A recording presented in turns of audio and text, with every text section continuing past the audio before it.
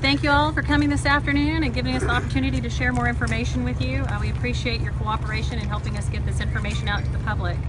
Lexi Maxwell with the Texas A&M Forest Service, PIO, and we're going to start this off with the Bastrop County Judge, Paul Poppy. Yes, ma'am. Thank you, Lexi. Glad to see you back out here this afternoon.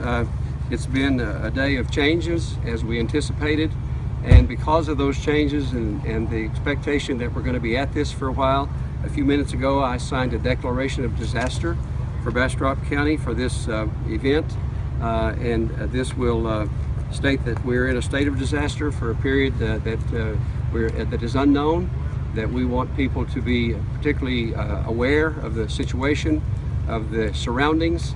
And the sheriff will give you more details later on about areas that have been evacuated and some utility areas that have been turned off. We can't anticipate how long this will last, but from the experience that we've had in the past, we felt like this was the safe play for the citizens of Bastrop County. And so we're currently operating under a disaster declaration for the county. I can't say enough good about the team that we've assembled to help out in response. We've got people here from many state agencies, volunteer organizations around the county. Our ESDs, the city of Smithfield and Bastrop are on board. We've had a lot of help from a lot of people, and we're grateful for all of that. I want to this time introduce to you my Deputy Disaster Director, Mr. Mike Fisher, and he'll have a few comments about the event, and then we'll later on, after the sheriff and Mr. Tamble speak, we'll take questions if you have some questions of areas that we don't cover. Mr. Fisher. Yeah. Thank you, Judge. Earlier today, I gave you sort of a briefing early this morning that we were about 375 acres and about 50% contained. That's all changed. This fire's grown. We got into the burn window about 10 o'clock this morning, which is a little early. We've now grown to over 1,500 acres. We're actually flying it right now to update that, get our maps accurate for the night shift. I suspect we're going to be pushing 2,000 acres by dark today, and certainly no more containment.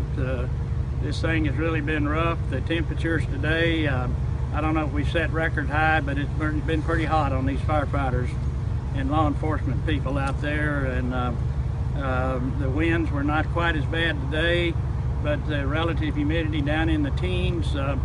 We've just had a lot of extraordinary fire activity, and in a change of wind from northerly to southerly has changed tactics throughout the day.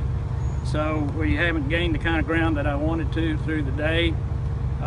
We've not lost any more assets. In fact, we keep saving assets, and which is a good thing. But I don't see the end of this really anytime soon. I think we're going to be here for several more days. We started calling in firefighting resources from around the state. They're arriving now from Houston and as far away as Dallas and other parts of the community. Our local firefighters have been here now over 24 hours, and they're worn out, and we've still got the rest of the county to protect. Tomorrow's going to be another burn day. It's going to be conducive to big burning. We've seen things today like pine cones that are being flipped out ahead, and they're on fire 1/8 of a mile away from the tree where they exploded. That's the kind of activity we're seeing. I'm saying that because I know that you've been working with our public information folks and wanting to have some camera work out there, but I don't want that. I haven't anybody else hurt, and I don't intend to have that happen now to you or firefighters or civilians or anyone else. So we're going to battle this thing until its conclusion. When that will be is when all the smoke is gone and all the logs quit burning, and everybody gets back into their homes and life gets back to normal. So that's the kind of the end of my report. If I said anything more, I'd probably make it sound real bad. Sheriff. Good afternoon. I appreciate everyone being here. As what's already been explained, the fire has grown tremendously, I guess, from this morning, and as a result, we've evacuated some other areas in the county. Honestly, I don't have a list of all of the areas that have been evacuated or all the road closures that have been done. I just point everyone to social media, look at the Facebook page, Twitter accounts, through Office of Emergency Management, the Texas Forest Service. All that information is posted there on the areas that we have evacuated. I will say in that area that's been evacuated, because of safety concerns, we've asked Blue Vine Electric to shut down electric transmission lines there, and that's again to protect the firefighters and the aircraft dumping water in the area, and it's just done as a safety precaution. We've been very fortunate. No one's been hurt, and I'm happy to report we've lost no homes. There's been no homes burnt in this fire. I will say there have been 4 outbuildings, some small sheds and things that have been burnt, and there's been three vehicles that have burned up. Also, there was a fire earlier last night, early this morning at MD Anderson. I understand there was a construction job trailer that burned up there. So that's so far as just that property loss is all we're looking at fire related.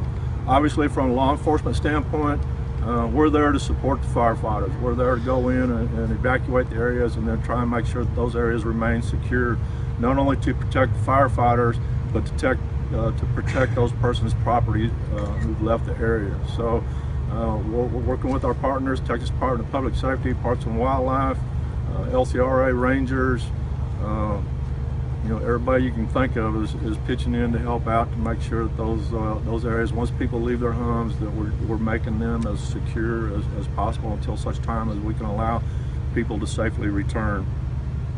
I will ask that we've had numerous reports of the motoring traffic on Highway 71, doing a lot of onlooking and causing some traffic problems. I just ask that everyone keep moving and not jam up traffic and create problems and create a hazardous situation, not only for our firefighters, but for our law enforcement personnel out there. And I believe that's all I had to cover on that. And at this time, I'll turn it over to City Manager Robert Campbell. Thank you, Terry.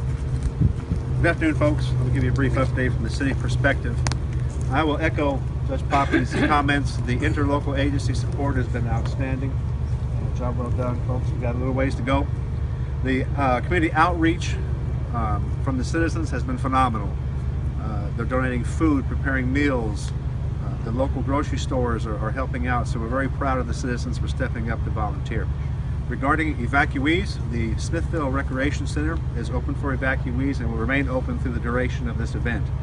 We are not taking any pets. We would ask that you check in, if you are an evacuee, to the Smithville Rec Center on Royston Street. Regarding volunteers, right now we have set up a sign-up location at 317 Main Street, that's City Hall. If you would like to volunteer to help, go check in at City Hall and we will assign you as needed. Other than that, that's all I have with respect to the evacuation at this point. And please keep the thoughts and prayers for all those impacted going through this. Did you want to tell how many people are at the shelter right now? Yes, good point. Thank you. There are 14 people at the shelter at this time, and we have plenty of capacity at the moment. Thank you. Thank you.